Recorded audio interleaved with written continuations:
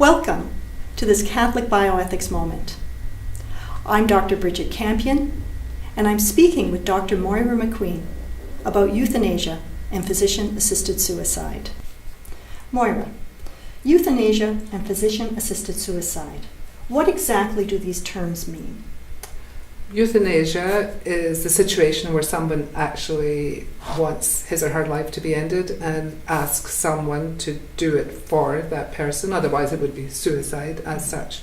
So euthanasia is a situation where someone will administer, if it's being done in a somewhat sophisticated way, some kind of drug to end the person's life, most often at the person's request, but not necessarily.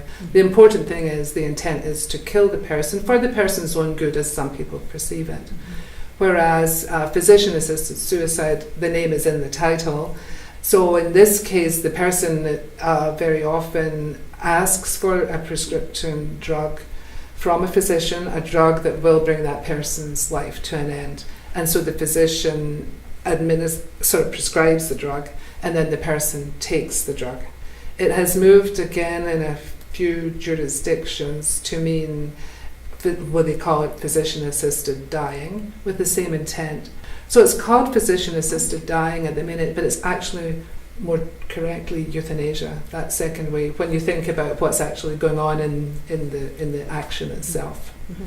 So this is a very deliberate act, whether it is euthanasia or physician-assisted suicide or physician-assisted death, in that both the patient and the physician or whomever are actually working to affect the death of the patient in a very deliberate way. This is not accidental, it's not coincidental, it's quite deliberate. No, it's completely deliberate. I think that's the point. Your emphasis on the word deliberate is the most important one in this area from an ethical point of view, that this is being done with full knowledge, we hope full consent, that the end result is going to be that this person is going to die, and it's brought upon by his or her request and the physician agreeing to help in it.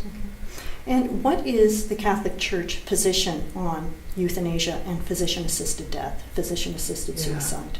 Well, it's completely against both of them or all of them, depending on how these areas actually expand.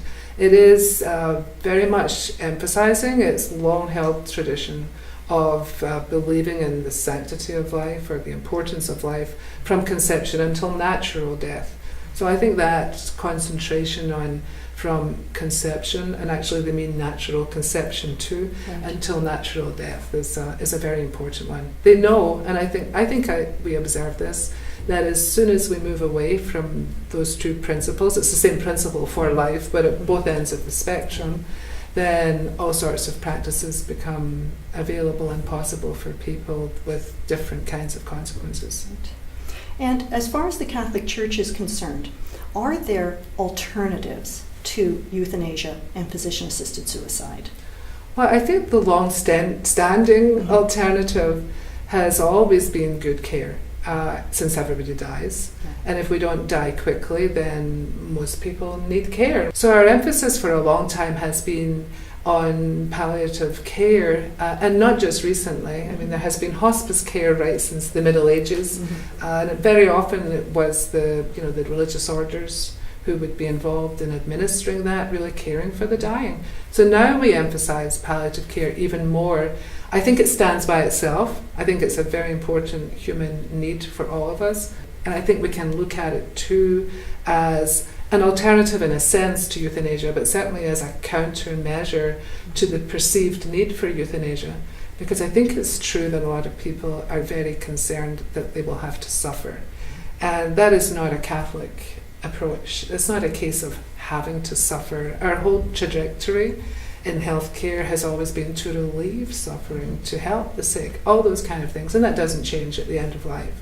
So I think really good palliative care really serves to emphasize that this is a very important need for people, it is available, and we should be doing all we can politically and socially to make sure that it's available to people.